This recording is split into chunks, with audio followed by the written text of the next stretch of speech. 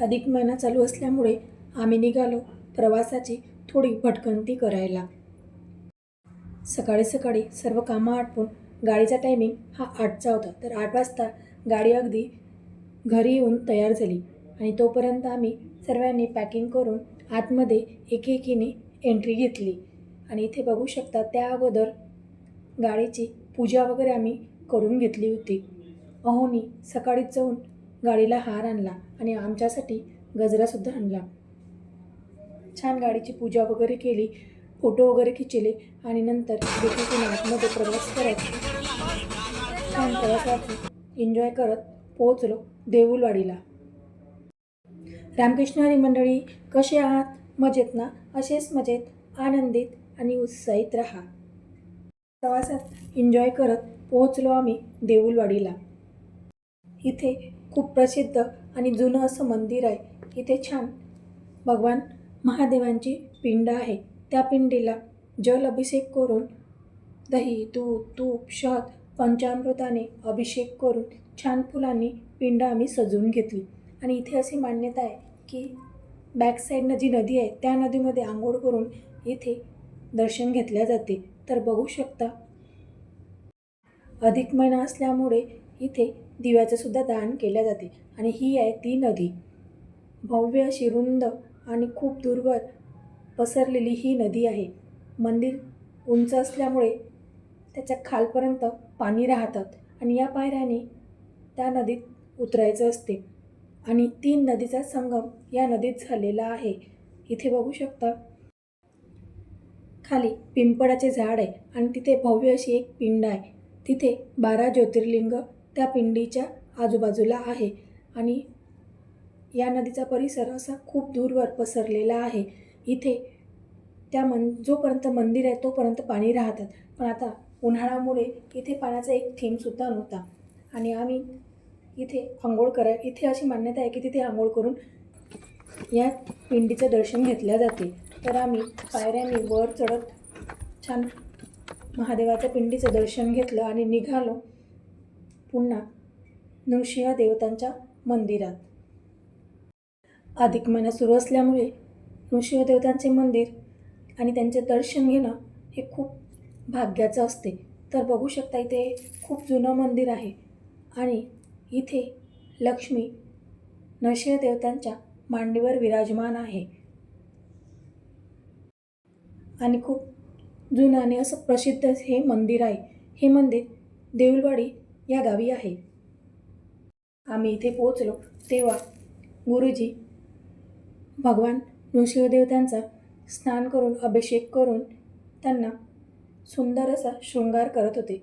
आणि इथे बघू शकता ही आहे मूर्त. गुरुजींनी अभिषेक करेपर्यंत आम्ही दिवे वगैरे प्रज्वलित केले.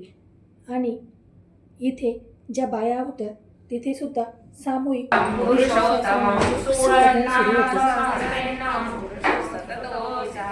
तमेव चाचया नित्यं भक्त्या पुरुषमस्तमेव च अनादिनिधनं विष्णुं सर्वलोकमहेश्वरं लोकाध्यक्षं सुवन्नित्यं सर्वदुःखातिको भवेत् ब्रह्मण्यं सर्वधर्मज्ञं लोकानां कीर्तिवर्धनं लोकनाथं महाभूतं सर्वभूतभवद्भवम् एष मे सर्वधर्माणां धर्मो. आणि सामूहिक विष्णू सहस्रनाम म्हणणे हे सुद्धा एक भाग्याचंच असते. तोपर्यंत आम्ही पूजा वगैरे करून 33 दिवे प्रज्वलित करून घेतले आणि गुरुजींनी सुद्धा छान नृसिंह देवतांचा शृंगार करून घेतला. आणि तोपर्यंत अधिक महिन्यात आपण भगवान नृसिंह देवता भगवान श्रीकृष्ण जेवढी पूजा करू तेवढं आपल्याला फळ पुण्य प्राप्त होते. अधिक मास सुरू असल्यामुळे आणि उद्या एकादशी असल्यामुळे आपण जेवढं होईल तेवढं विष्णूची सेवा करणं खूप महत्त्वाचे आहे. अधिक मासात भगवान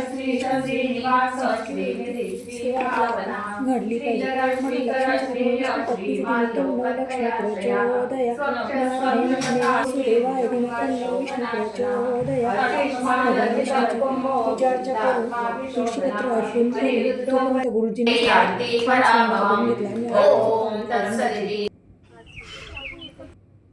आणि नंतर आम्ही थोडी दर्शन वगैरे झाल्याच्या नंतर थोडी विश्रांती केली आणि पेटपूजासुद्धा करून घेतली.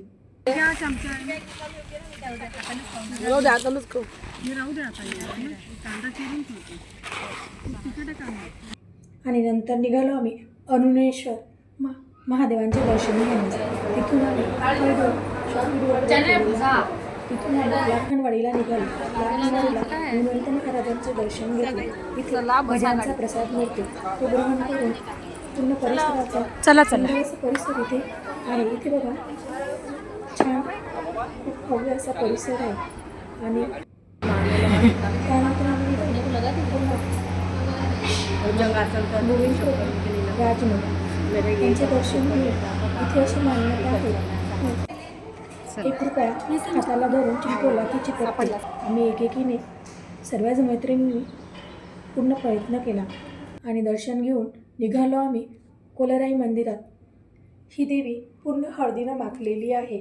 या देवीचं दर्शन घेऊन फोटो वगैरे थोडे काढून आम्ही निघालो पुन्हा गुलाबपुरी महाराजांचे दर्शन घेण्यास.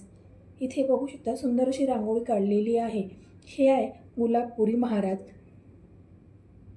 सुंदर असा यांचा शृंगारसुद्धा केलेला होता आणि यांच्या पाठीमागे आहे भगवान श्रीकृष्ण. त्यांचेसुद्धा दर्शन घेऊन आम्ही